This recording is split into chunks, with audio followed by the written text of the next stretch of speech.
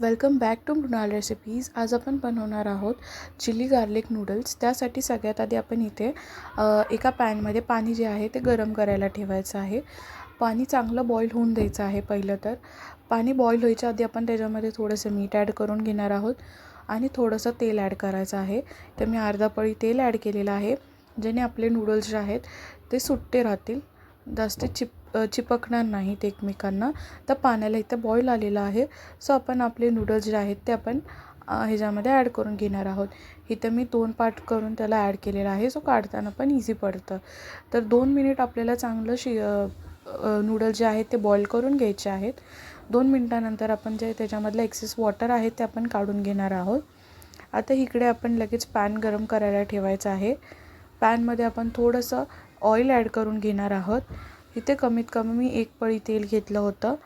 त्यानंतर 1 पळी तेल ॲड करून झाल्यानंतर त्याच्यामध्ये आपण अद्रक लसूणची पेस्ट ॲड करून घेणार आहोत। तुम्ही इथं डायरेक्टली तुम्हाला अख्खा लसूण आवडत असेल तर तुम्ही छोटे छोटे चॉप करून अद्रक आणि लसूण टाकू शकता, बट ती डायरेक्ट टेस्ट चांगली लागत नाही, म्हणून मी इथे पेस्ट करून टाकलेली आहे। आणि पहिलं तर तेलात त्याला चांगलं भाजून घ्यायचं आहे अद्रक लसूणच्या पेस्टला। जेव्हा आपल्याला त्याचा वास यायला स्टार्ट होतो तर समजून जायचं की आपला मसाला जो आहे तो चांगला भाजलेला आहे। त्यानंतर इथे सोया सॉस ॲड केलेला आहे एक, आणि ह्यानंतर आपण रेड चिली सॉस ॲड करून घेणार आहोत। चांगलं आपल्या जिंजर गार्लिक पेस्टमध्ये आपण त्याला व्यवस्थित मिक्स करून घेणार आहोत। आणि मिक्स करून झाल्यानंतर लगेचच आपण त्याच्यामध्ये कॅप्सिकम ॲड करून घेणार आहे। कॅप्सिकम ॲड करून झाल्यानंतर आपण ॲटलिस्ट 1 मिनिटपर्यंत त्याला चांगलं तेलामध्ये भाजून घ्यायचं आहे। 1 मिनिट भाजून झाल्यानंतर त्यानंतर आपण ऑनियन टाकणार आहोत।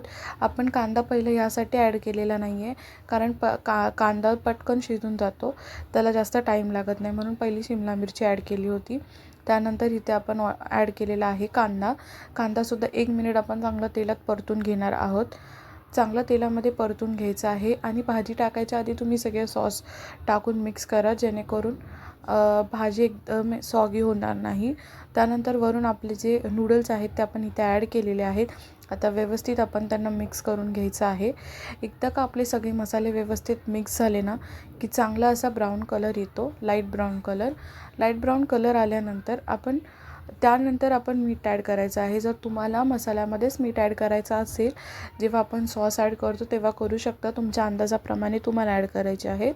पण मी इथे नूडल्सला मिक्स करून झाल्यानंतर टाकलेलं आहे, कारण मला मग त्यानंतर प्रॉपर अंदाज येईल म्हणून। इथे चवीनुसार मीठ ॲड करून घेणार आहोत। तर व्यवस्थित मीठ ॲड करून घ्यायचं आहे आणि मिक्स करून घ्यायचं आहे। ही रेसिपी तुम्ही नक्कीच ट्राय करून बघा, कारण ही रेस्टॉरंटपेक्षा पण भारी नूडल्स बनतात। सो तुम्ही खूप कमी इन्ग्रेडियंट्समध्ये ही रेसिपी बनते, सो तुम्हीसुद्धा एकदा नक्की ट्राय करून बघा आणि मला कमेंट करून सांगा की तुम्हाला ही रेसिपी आवडली आहे की नाही।